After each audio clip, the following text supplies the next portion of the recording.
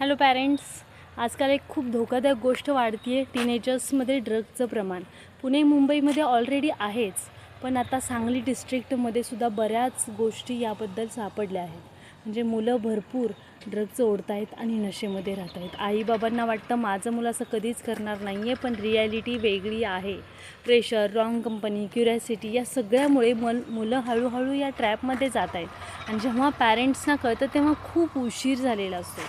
जर पॅरेंट्स वेळेवर जागरूक झाले ना, तर मुलांना या मार्गापासून नक्कीच वाचवता येतं. मुलांसोबत डेली ओपन कम्युनिकेशन ठेवा, त्यांच्या फ्रेंड सर्कलवर सुद्धा लक्ष ठेवा. बिहेवियर चेंजेस इग्नोर करू नका. आणि सगळ्यात महत्त्वाचं म्हणजे ट्रस्ट प्लस कनेक्शन बिल्ड करा. कारण तुमचं एक छोटं लक्ष ना, तुमच्या मुलांचं संपूर्ण आयुष्य वाचवू शकतं.